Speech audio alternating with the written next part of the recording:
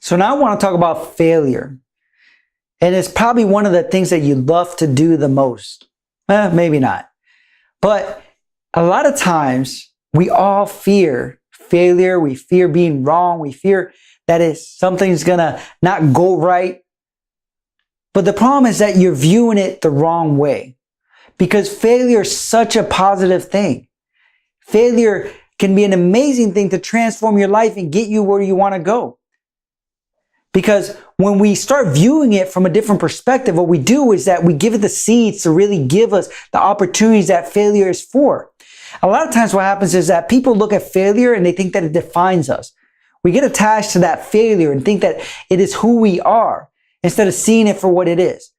So we look at it from, if I fail at this, that means that I am a failure. That means that I am not good enough. I am not smart enough.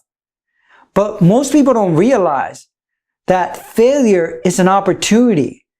If you've never failed, you've never tried anything. If you've never failed, you've never gone for your dreams. You never actually took risk in your life, because everyone in life is going to fail.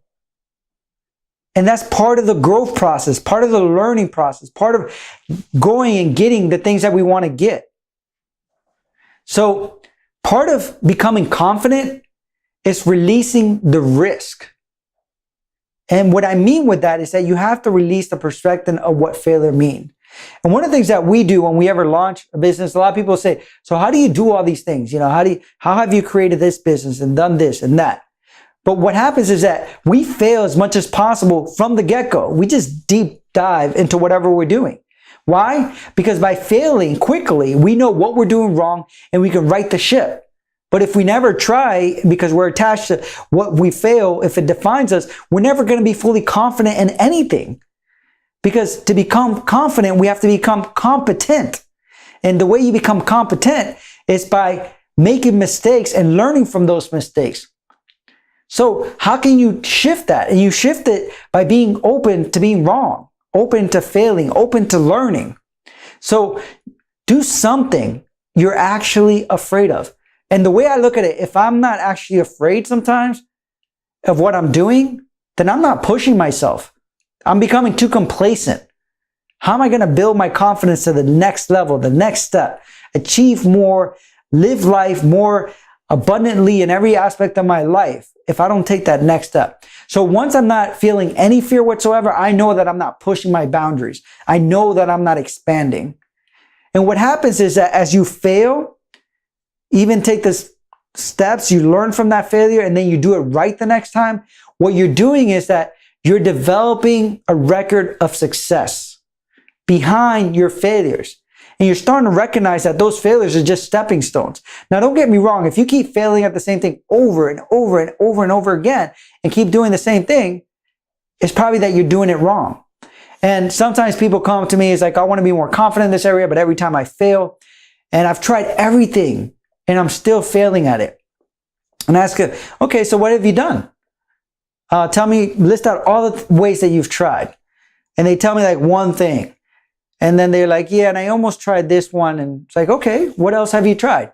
No, that's it. But yeah, at the beginning, they say, I tried everything. But I tried everything is just an excuse because they failed once and they don't want to fail again. So you have to be willing to shift and learn from that experience to keep growing and trying something different. It's like that quote, doing the same thing over and over again is insanity or something like that.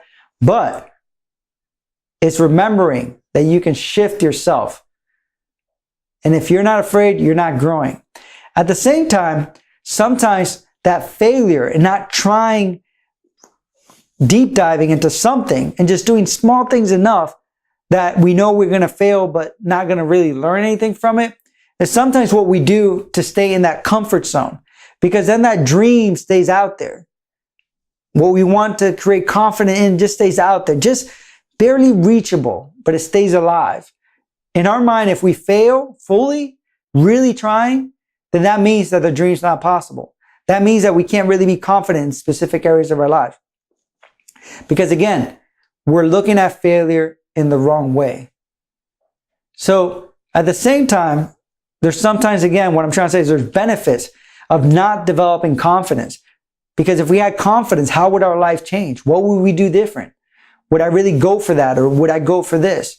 Would I go for my dreams? Would I actually become a speaker or become a writer, a successful writer? Would I develop this business or would I do this as a parent? Whatever it may be. Sometimes we get comfortable not going for what we really want.